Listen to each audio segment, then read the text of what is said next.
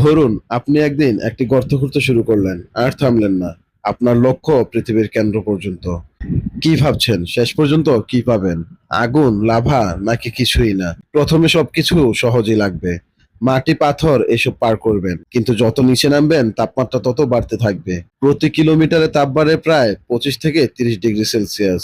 মানে কিছু দূর পরেই আপনি প্রচন্ড গরমে টিকতেই পারবেন না।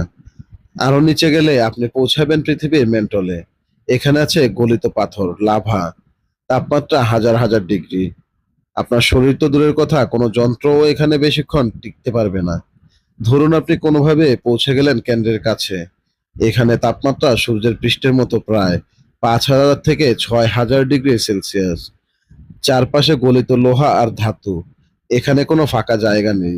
সবই কঠিন ও ভয়ঙ্কর চাপযুক্ত। আর সবচেয়ে অবাক করা বিষয়, আপনি যদি গর্তে লাফ দেন তাহলে আপনি মাঝখানে গিয়ে আটকে যাবেন। কারণ গ্র্যাভিটি দুই দিক থেকে আপনাকে টানবে। মানে পৃথিবীর ভেতরটা কোনো ফাঁকা গুহা না। এটা এক ভয়ঙ্কর আগুনের জগৎ। আমরা যে মাটিতে দাঁড়িয়ে আছি তার নিচে লুকিয়ে আছে অবিশ্বাস্য শক্তি। তাই পৃথিবীকে যতটা সহজ মনে হয়, আসলে পৃথিবী ততটা সহজ নয়।